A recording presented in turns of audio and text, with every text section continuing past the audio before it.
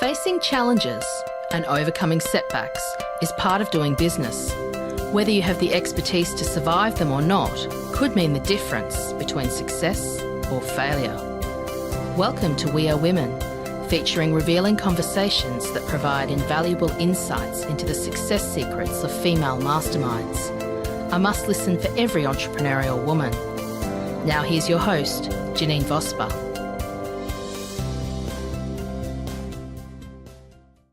Hi, it's Janeen Vosper, and welcome to this episode of the We Are Women podcast. I have the gorgeous Jessica McIlveen with me today.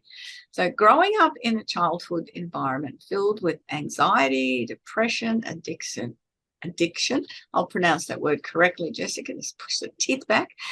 Jessica knows too well that disharmony is created for everyone in the family when these are present in the home.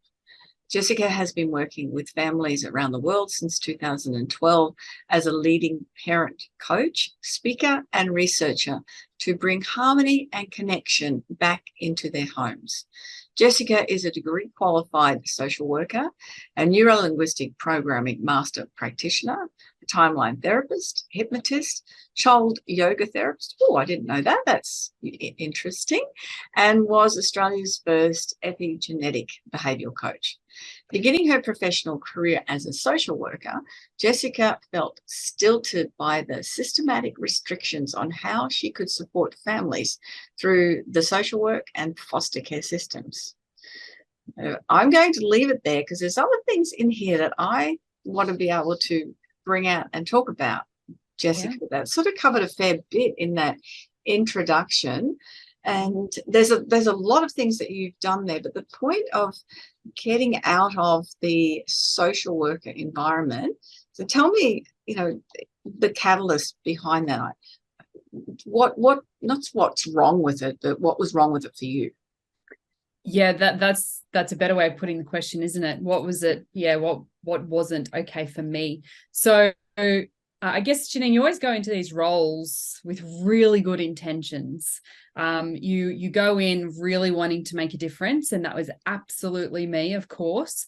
And you don't really know what the system is like until you get inside the system. You don't really understand what the expectations are. You don't know what the rules are, the restrictions, the limitations. You don't really understand any of it until you're in there. And I guess what I found in the years that I was working within that system was I felt it was really, really narrow-minded. It was a bit short-sighted as well. And I felt like it was a little bit blame-based as well. That's what I felt. Okay. Yeah. So, I'll give you an example. One of my roles when I was working within the foster care world and system, I was responsible for writing up reports about children. I was responsible for these reports then going to potential foster carers. I was responsible for choosing carers to take these children. What are their profiles? Does it match? And what I can't handle is the slippery slope we go on when we start to use certain language to describe a child.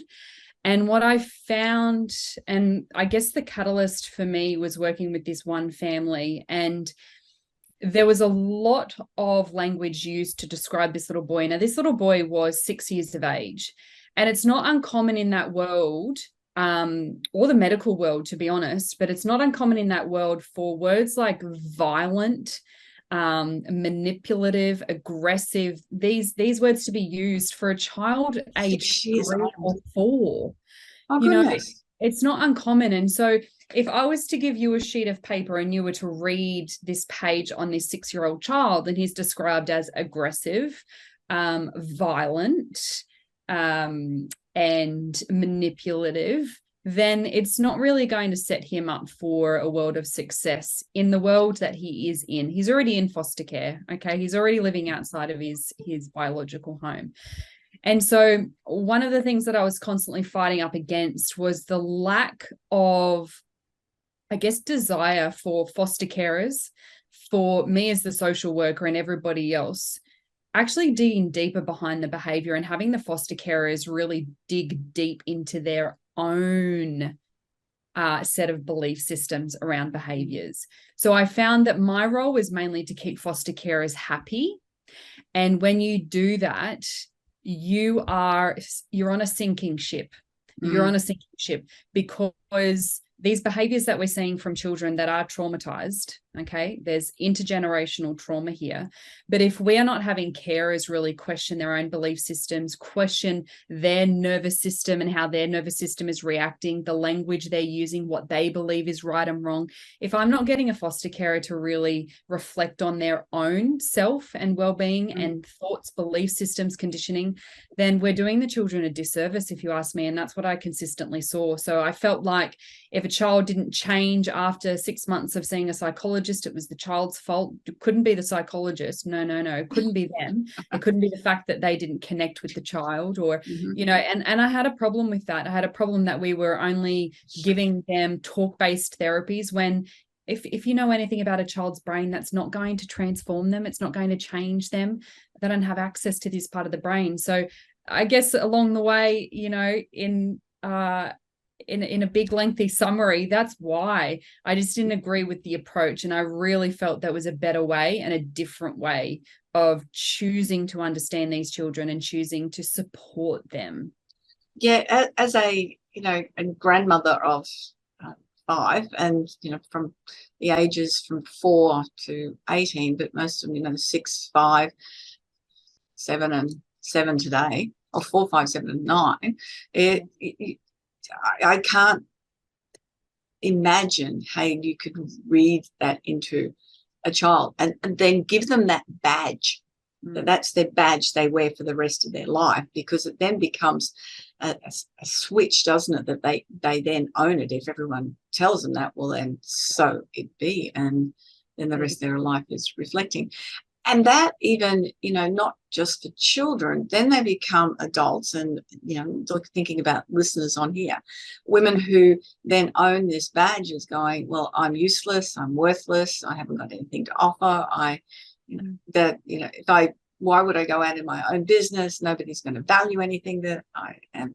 And it creates that continuous cycle, doesn't it? From that childhood badging to you know who we become as adults. Now, you've done the NLP and the timeline therapy. So did you do this after you, or while you were, you know, working as a social worker, or when I need more tools? Is this through that? So it was a bit, I did know I wanted more tools, and I did know I wanted to do it differently. And this was one of the paths, but it was after I'd already chosen to quit social work. And so a pattern with me, Janeen, is if something doesn't feel right, or I feel like I'm stuck, I'll quit and I'll travel, or I'll decide to live overseas. So that's what I did. I quit social work and decided that I'd live in Italy for a few years.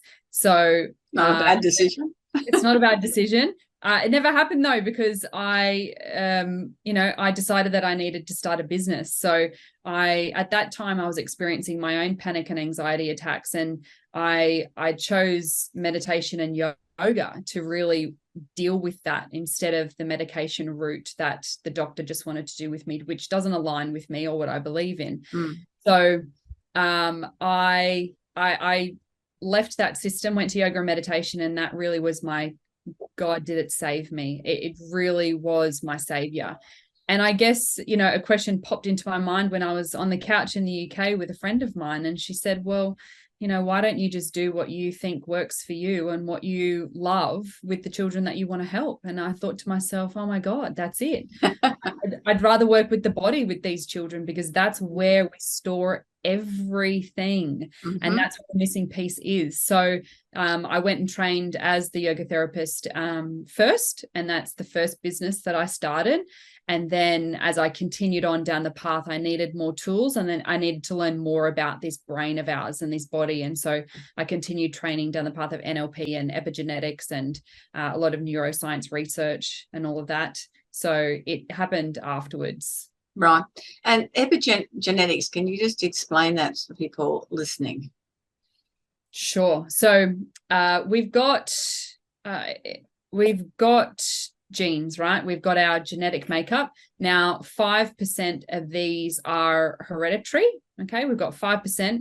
that are hereditary and make up who we are. It's really our epigenetics that has us be the people that we are in this world. So epigenetics is really lifestyle genetics of our bodies, that the parts of our bodies, the parts of our genes and our up that interact with our external environment. So they're interacting with the type of lifestyle that you lead, the foods that you eat, the people that you're around, because that is your mood, and which hormones get stimulated in those relationships and those scenarios. So our epigenetics is what is expressed in our life. So it comes down to behaviors then. And so what I supported families to do with their children is understanding how their epigenetics is working within the world. So depending on what hormones are dominant in the body also dictates what behaviors we see a lot of the time, and where a child feels safe and comfortable. Why the parent can find their children really confusing. Maybe the child is desiring a different hormone and the behavior attached to that hormone versus the parent, and which hormone is dominant for them and they're seeking, and that's a different behavior attached to that.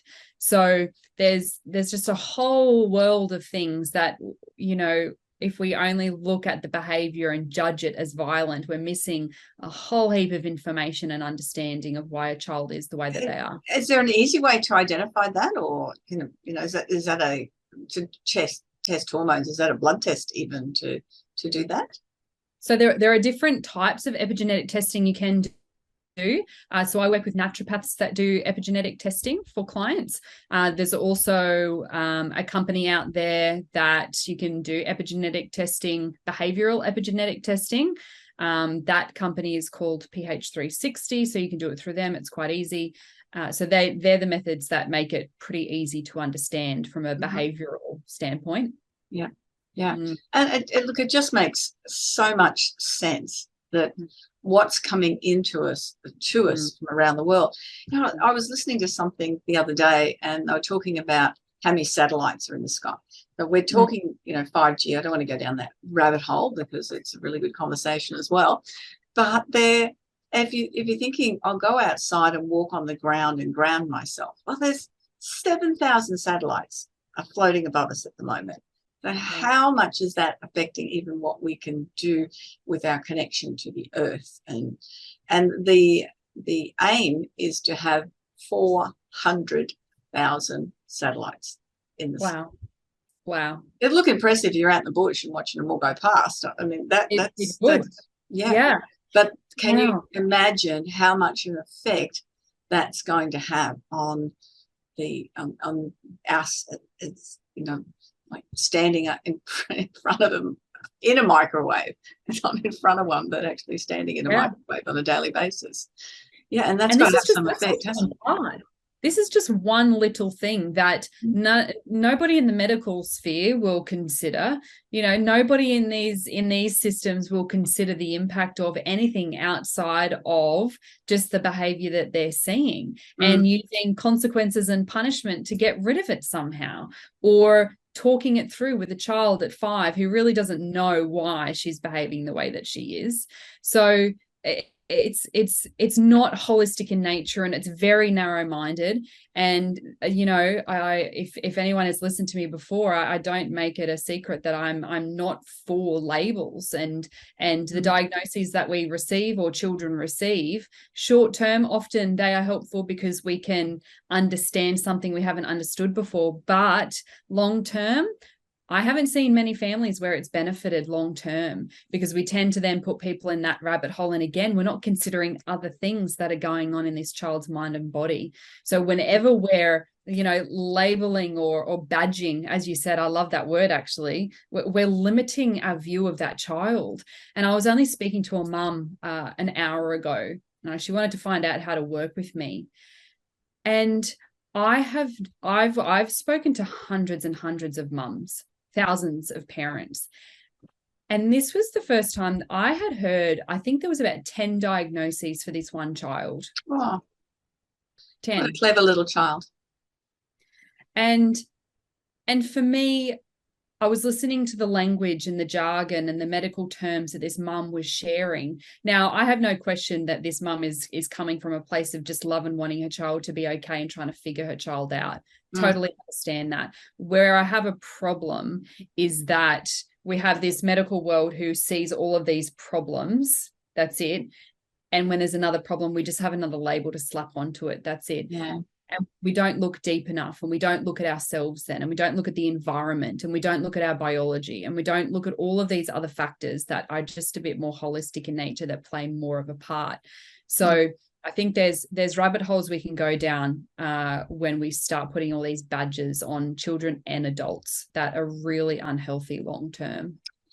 And that comes down to it as well, because that's the thing with being a parent of a child that's got behavioural issues, is then to, oh, hang on, I'm busy, I've got to go to work, I've got to go, there's a whole lot of other things happening in our lives that it's just easier if I've got a label and I can pop the child over here doing this, and because there's so many expectations on people to succeed, to achieve.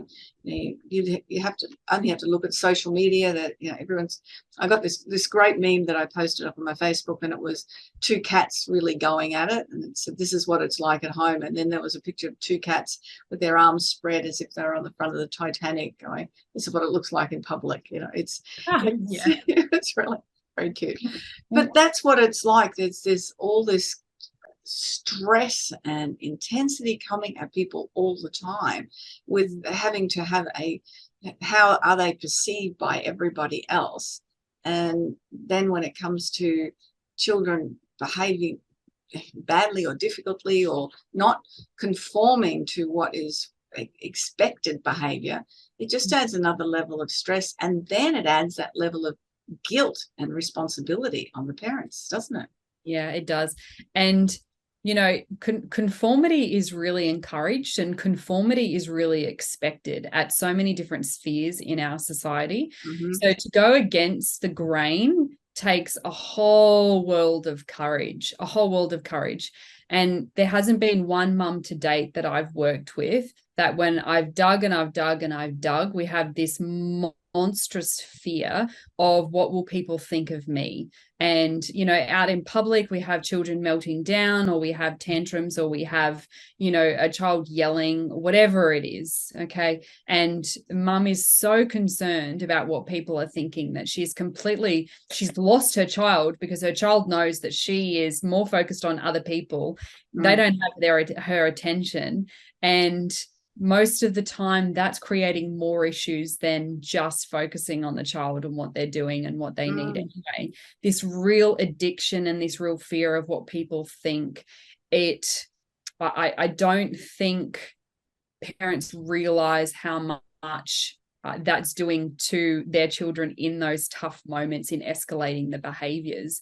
Children, they can read parents better than parents can read themselves. They come out of the womb and they are reading body language, non-verbals, tones of voice, eye patterns, everything, you name it. That is their primary communication method. They have analyzed you from tip to toe 5 million trillion times. So we can't get anything past them. We can't. They are our little lie detector, discomfort detector, anxious detector, everything. They've got it covered. So they're good at reflecting back to us how we're doing in the moment. And if we're not doing so well, they're going to continue escalating. So that's usually a lot of the work that I need to do with mums, is understanding the depths of why we care so much about what these people think. What have we made it mean? What in our conditioning or our own childhood has this fear been created? Why do you not want to be perceived as that person, that mum, that woman? So we usually 9 times out of 10 have to go backwards for the mums too. Yeah, that's a really good point. And it is usually something that has come from our own childhood or our upbringing as to why this is so important. Fortunately, I think when you become a little bit more aware that you can make choices in your behavior, and as you mature, that it's not as important anymore, what other people think. But when you are raising children, it seems, there's so much judgment on you. And it's not just from other parents, it's the school system, it's the government, it's everywhere else that where if they don't conform as well as the others. So, I've two sons who are now in their late mid-30s.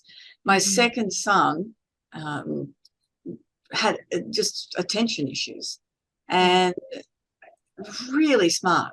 At 3-year-old, he was asked to cut a circle at kindy on the first day. And they gave him a pair of scissors to cut a circle just to check fine motor skills. So he folded the piece of paper in 4 and cut an arc and then handed back the circle at 3. But attention, wow. And now still at 36, he's still attention. It's sort of shiny objects everywhere and what's happening around. But he's always about 3 steps ahead of everybody else in any moment as well. And it's that different people. But he was in a private school and we took him out and put him in a state school system because he could take every book he needed to the classroom. He didn't have to get the right books out of the locker for the right period of time. He'd just have everything in his bag and be outside the room. He didn't have to worry about really fancy uniforms. He could just wear shorts and T-shirts as his uniform. So those things, just made his life a lot easier by doing that instead of staying in the private school. It suited his brother, but it definitely didn't suit him at all. And it's just little things like that, isn't it? Not trying to push a square peg into a round hole. It just didn't fit for him. Yeah. And he's lucky that he's got a mum that realizes different children need different things and different parenting styles. And that's often what sometimes I find that mums really struggle with is that, well, I mean, I'm exhausted from altering my parenting style from child to child and trying to meet the different needs that each child has. And I can only imagine how absolutely exhausting that is. So my goal is to simplify it as much as possible. So if I can dig through the dirt and make things so easy for this mum and this family to understand what's really going on, and that she's not stuffing up her child and ruining his future and all of these things that mums are often thinking they're doing, then it's all worth it. But it can be really simple. When our emotions are involved, as you are as a mum, we can often complicate things. So that's what I'm here for, is to really make it simple. And that's a good point about the emotions, because it's really hard. From the time your child is born, you're there as the defender of that child, and that's it. They're part of you, and for both parents, but the mother's the one that carries the child, and you just have that. You've protected them from the word go. And I was talking to someone the other day about babies crying and just letting them with a sleep. That the children, that babies that don't sleep and things, and it's really hard. It's so hard to listen to your child cry. It's one of the hardest things. Sometimes it's necessary. We've got to build resilience somewhere along the way, and things going wrong and having to deal with them and come through them is how we do that. But it is one of the hardest things to do, to watch your child cry. Yeah, I bet it is. Yeah, it's certainly true. Now, you said that I'm just reading part of your bio, that you got into this to save children and parents because you couldn't save your own. Yeah. So, which I realized when I entered social work. So I knew early on, why I got into it. And I guess it's the old cliche, Janeen, you go in to help the people that you couldn't help when you were young. And for me, it was my parents. So my dad was an alcoholic and suicidal for many, many, many years of my life, a lot of my childhood. There was gambling, and there was a lot of addictions, unfortunately, because that was the only way he could manage his own demons. And so there was a lot going on for Dad. we went bankrupt because of the gambling. So there was a lot of things going on for us. And then I had to deal with what it was like to try and have my dad stay alive every day that he told me goodbye.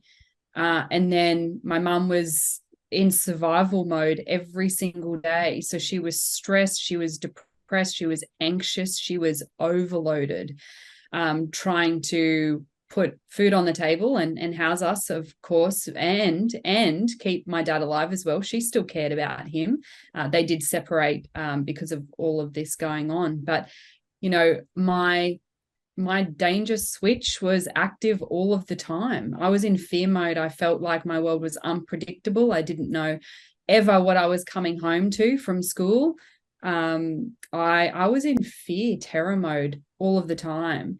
And I felt like within that, as the eldest child, I really needed to be the caretaker of the family too. So I really took that role on. I needed to be the caretaker for my parents, my brother and my sister. I needed to predict what was going to happen. I needed to fix everything, save everyone. I needed to figure out how I could be the therapist for my parents and what's the magic sentence I need to say. Or, you know, I was forever in problem solving mode, trying to help them, because at the end of the day, I just wanted to feel really happy and safe in my days. And I knew that what that took was to have my parents happy and have them be okay. I knew that at some level, but I was terrified all of the time, really terrified. And that is so unfair to put that on a child. And I took that on, and, you know, I think at some point, you know, we choose it as a child, and, you know, my parents, they're wonderful. I have a really great relationship with them. Dad's gone through a lot, and he's now disabled due to his alcoholism. So there's been a massive journey there for us all.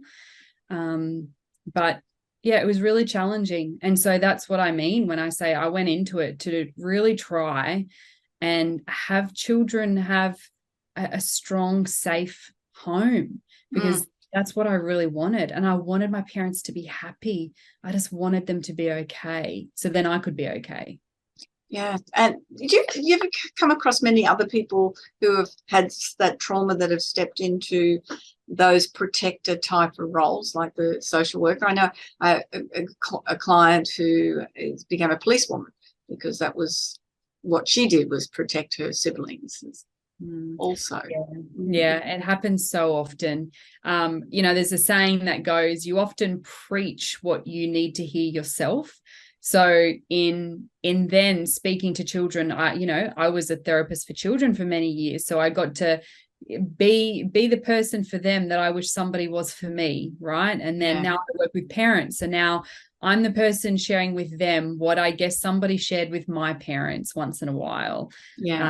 And so you do get into the fields that have some sort of strong connection to you and what was great and maybe not so great when you were young. I've seen that a lot too. A lot of psychologists get into it too, as wanting to repair or heal something within themselves. Yeah, it's an interesting concept, isn't it? So once you've identified, it wouldn't be one thing with the epigenetics, it could be the food or the environment, or what I imagine it's quite a lot of different things that are impacting on the behavior. Then do you then recommend people go to certain other specialists like a naturopath or people like that? How do you work within that framework?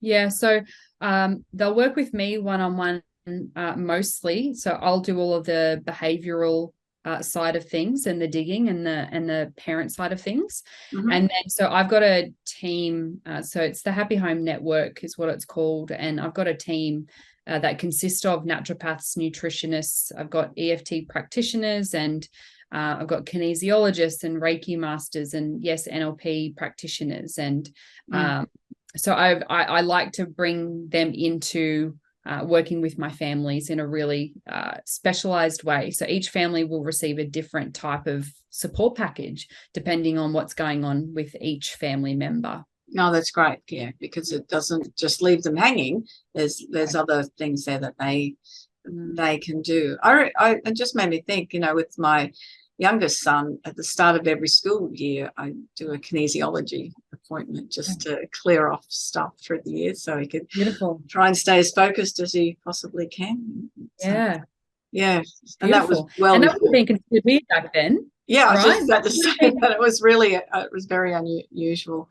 And yeah, and that particular kinesiologist, not who I go to now, but he is still around. So, wow. Yeah. So that would have been, brave for you to talk about that stuff out loud. And, a lot of people would have had judgments on that as well, I'm sure. Yeah, I can't remember. I just remember that looking for something that was non-medication that would work and help him have clarity. And if it worked once, then why not do it again the next time, and it'll help again. Wow. Yeah, maybe it'll help him now at 36. No, we won't get into that. It could help us all, let's face it. Oh, absolutely. And that all of this, when there's a lot of disharmony in the home, then we're coming back to the mothers who are then, we talked about that judgment on themselves, that feeling guilt. What you would probably see is they're just losing themselves as well, wouldn't you? Oh yeah, every time, Janeen, every time.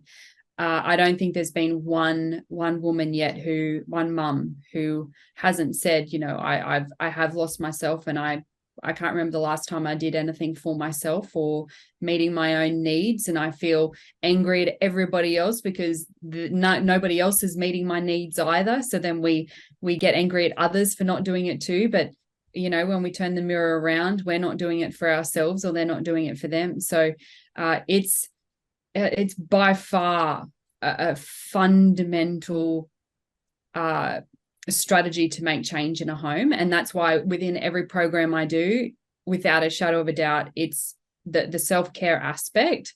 And I don't like using the word self-care because I think it just gets this airy-fairy connotation to it. But it's mums meeting their own needs and doing something that enriches their soul and their own mind and their bodies.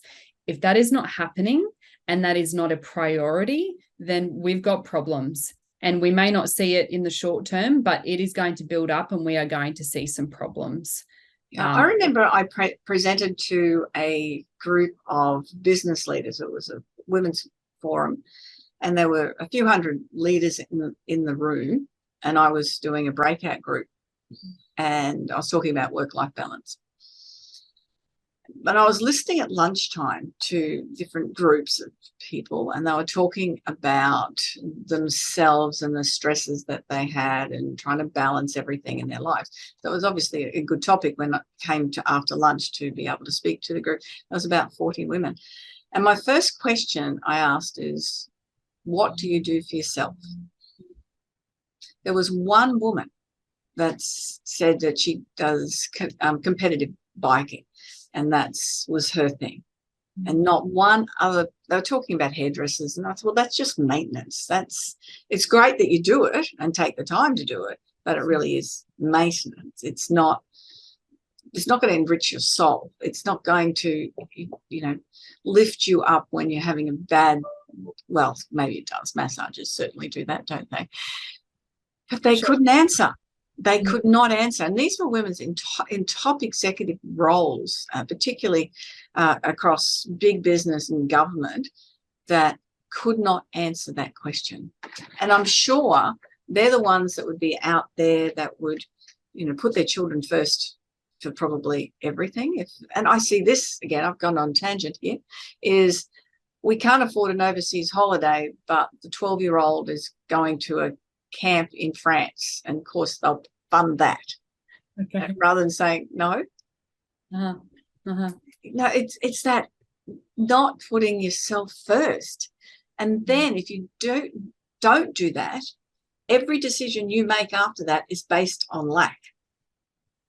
Yeah. It's based on a lack of energy, a lack of enthusiasm, a lack of happiness, a lack of money, a lack of all different resources. So you're making all those decisions from that space rather than, and it's not selfish. It's warranted. Fill your cup first, ladies. Absolutely. And then when you Yeah. do that, you've got so much more to give. Yeah. And when there are tough times, you can be the rock for other people and you won't sink. And when you say that, when you say they're coming from lack, one of the things with human behavior is something will always fill in that gap. So when we're not coming from love, and we're not coming from patience, and we're not coming from kindness, and we're not coming from that full cup, what gets in there instead? So what fills it instead? And usually it's always resentment. So resentment is the number one. You will start resenting your partner or your husband, your wife. You will, and you will start resenting your children at some point. I haven't, that creeps on in, and there's guilt around that too. But like any other relationship, your relationship to your child is another relationship. It is the most important relationship. I can totally understand and appreciate that as a mum, but it still is another relationship. And that's where resentment can still creep on in.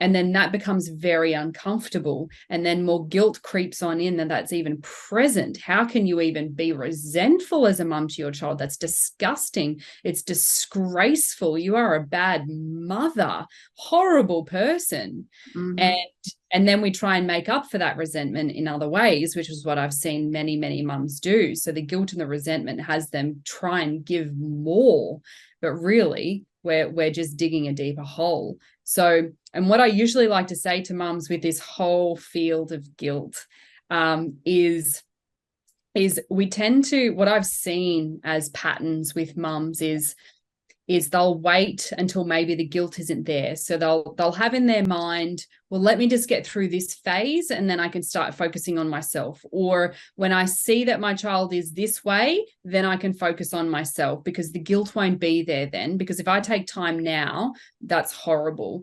And what I have to say is that guilt feeling, that guilt, it's never going away.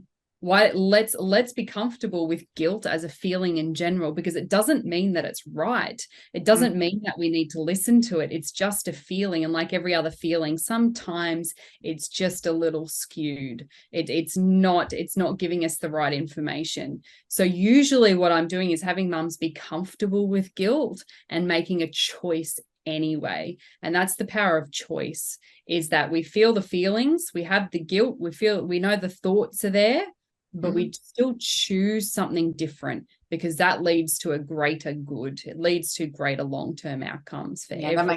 That makes a lot of sense to do that, because as you said, the feelings will still be there, or the thoughts will still be there. And that's an interesting thing with beliefs, isn't it? A belief is an idea, it's not a fact.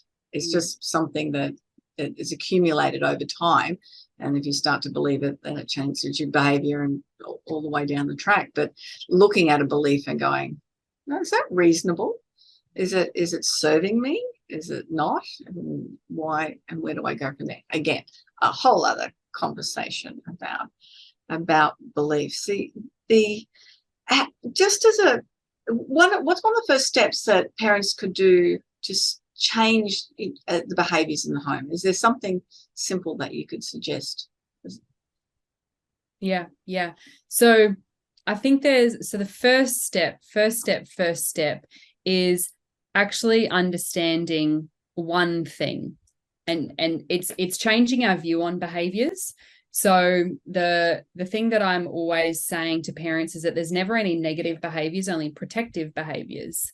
Okay, so we're in a world at the moment that wants to judge every single behavior. And when we judge a behavior, we're always judging it for the negative. So if we're coming at a behavior with this negative lens, this judgmental lens, then I'm sorry, parents, but you're always going to lose, and so is your child. That's just, and these are my human behavior phenomena, right? We can't avoid these human behavior phenomena, even if we are dealing with children. So if you come at any behavior with your husband, wife, child with a judgment lens, with that negative lens, that there's something wrong here, and it's going to continue, and your reaction to that behavior will perpetuate it.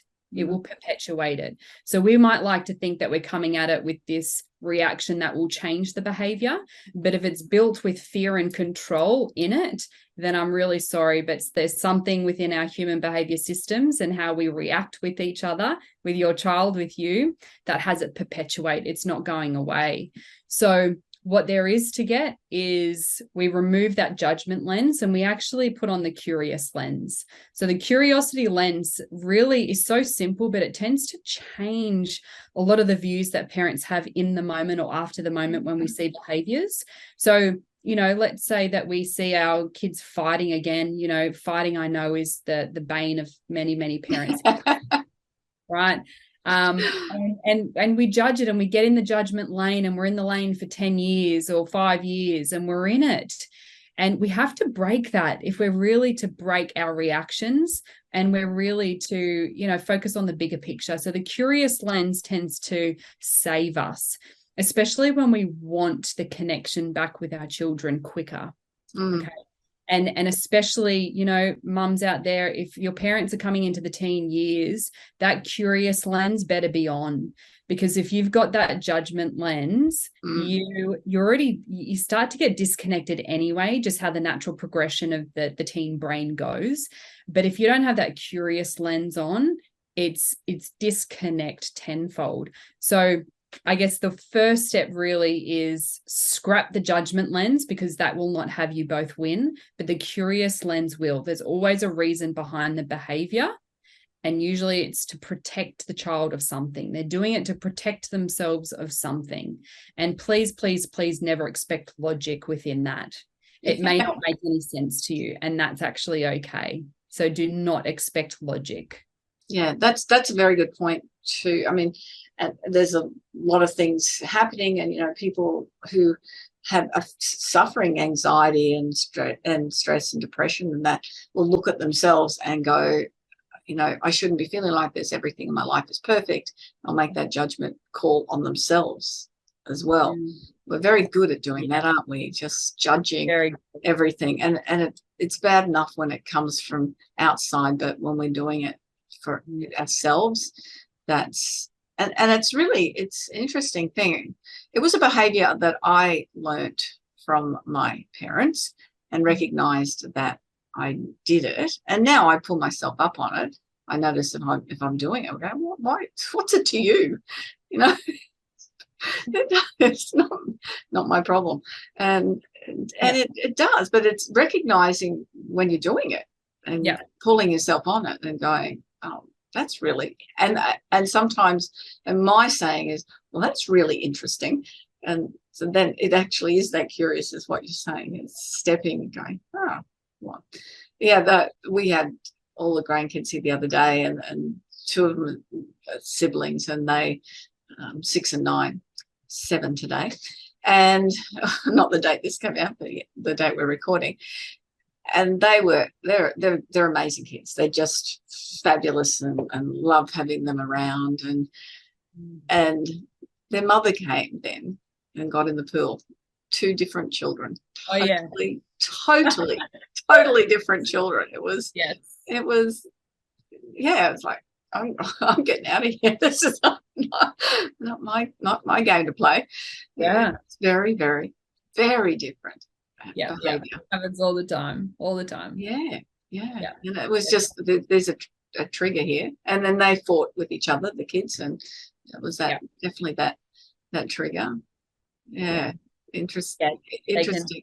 Yeah, they can let loose then. And often, and I hear this a lot from mums who, hear from teachers, oh, they're the most beautiful children at school, and then they come home and then, they're terrors, right? And parents are often asking, well, why? Why me? Why me? What have I done so wrong? And it's actually the opposite. It's, what have you done so right, so that they feel so safe they can just let everything explode at home. Because often at school, when it's an environment of unpredictability, you don't know how a teacher's going to react. You've got all of these other things to concern your little brains with. They'll hold it all in. The volcano is building up through the day, and they'll hold it all in. And some children are okay with managing that. But there are some children who haven't built up the skills just yet, and they need to let it all out at home. That's a good point. I had never ever considered that. It was the same, if they went to someone else's house to play, they'd go, oh, they're just wonderful children. They're so good. They're so well mannered and all of that. And yeah, I have to tell you, the Miss 4-year-old wears a vest in the pool, a swimming vest, and I was just having a conversation with her. And I said, "You're so brave. You're so courageous. I'm really impressed with how you do things because you're so brave." And the next minute, she took the vest off and just went swimming without it, which we'd been trying to get her to do for about 2 hours. It was just a couple of words, and I did label it. I gave it. I suggested that could be a behaviour, with saying that she already was that. She already was courageous. It was quite funny. It was okay. Vest off. I'm fine. Yeah. So imagine if we had that mentality with anything else, right? We're really giving the children the space to enter into an identity, right? So what identity are you providing your children? It's a good question. What identity am I creating for them? No, that is so important, is because that, as I said, talked about right at the beginning, that's something you'll then own as your badge to use forever, because unless you choose to change the story and change the narrative and recognize that you can, by the way, you just have to look at how you do that. When we finish up, we usually have to have 3 takeaway points, Jessica. So if you want to, something that you want people to definitely remember from the conversation. Yeah, sure. So I had to think about this, and I just thought on the general, what are the biggest things that my clients get out of working with me? So one of the biggest things I would say is that parenting strategies really mean nothing unless we understand ourselves first. So I can give a parent all the strategies in the world, and I do. But if I did that without actually digging deep and understanding that parent and having them understand themselves first, they would be wasting their time, and so would I. So unless we understand why our children trigger us so much, why there is issues, why I respond this way, why I'm repeating this pattern all of the time, it actually won't matter how your children change. It won't matter, because in the 18 years that they might be living in your home, they will change 500,000 times. And so if you're not understanding yourself first, then you've got 18 years at least, right, of being thrown from pillar to post, trying to change them all of the time. It's an absolute waste of your time and energy, and it doesn't work. It doesn't work. So really understand yourself first, and then the parenting strategies will help you and support you. So that's the number one. Number 2 is, and I get this a lot, parents really, they don't necessarily want to go down the medication route or path, and they don't know that it's possible that you can help your children or support them and have them still be a confident, resilient little and big person without the use of medication, that school is going to be so hard for them that they'll never make it, or because they didn't focus in school, then they're not going to be anything when they leave school, and that medication is the only way. And it's just not. It's not the only way. So when you think about what medication does, medication works with the parts of our brain that regulates our hormones and therefore our nervous system, right? And our emotions. So what I work with parents is, how do we parent the nervous system then? So how do we tap into that nervous system and support that first? Support that, so then the mind can feel calm. So we work from the bottom up, and this is much more effective with kids. So just know that if your intuition, if your gut, it's telling you that people are telling me medication is the path, but I don't want to do that. There is another way. There is another way. I promise you that. And the third thing is that the parent-child connection really is the key to a happy and confident child. So parents that come to me often have tried everything. They've gone to psychologists, psychiatrists, they've gone to OTs, they've gone to speechies, they've gone to guidance counselors, you name it, they've done it. And I think the trap that parents can fall into within society that's actually giving this message, by the way. So this is that nobody's at fault here if you believe this, but I think parents get into a trap that I need other people to understand my child. I need them to figure out what's wrong with my child, or I need my child to talk to them. I need all of this support. And it leaves the parent feeling disempowered because they don't understand their child. They don't find out what's going on for them, and the child doesn't feel understood by their parent. And if there is the one thing that's going to make all the difference for your child with any behaviors, any issues, any struggles, it's your relationship. It's your connection. It's your attachment. It's how you bond. It's the time you spend with them. They do not want to be understood by the psychologist. They do not. They couldn't care less about the psychologist understanding them. They want you as the parent to understand them. And that's not to put pressure on you. That's just the reality of human behavior 101.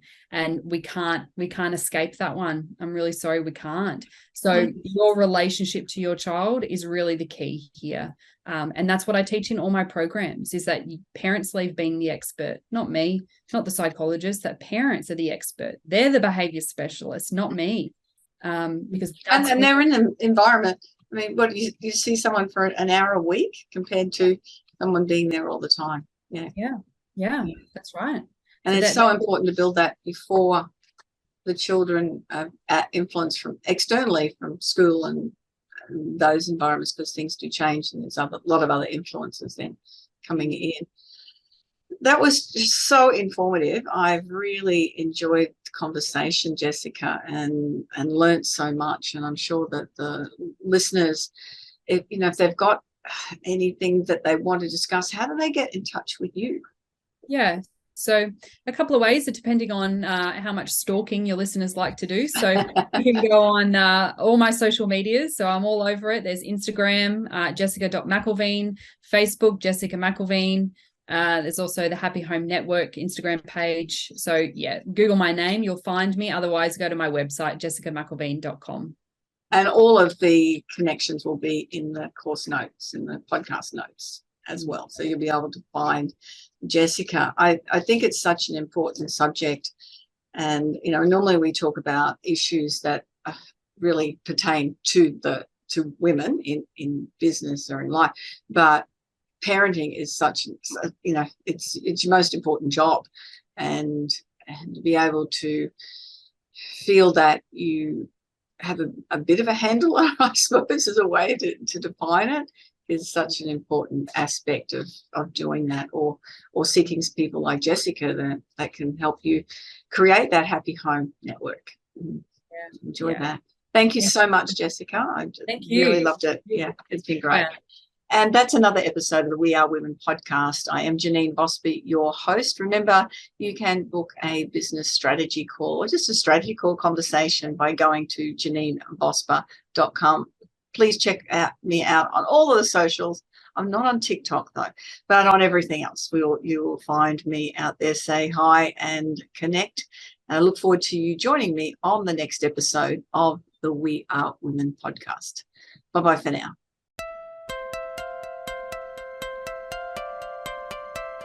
So, do you feel stuck in a rut in business? Visit speechperfect.com.au and download Janeen's free ebook to avoid the 5 most common stumbling blocks women face in business. It's jam-packed full of tips to overcome the barriers that could be holding you back from the success that you dream your business will be. We would love you to leave a review of today's episode and share this podcast with other women in need of entrepreneurial inspiration. Subscribe to the next episode now and join the We Are Women community.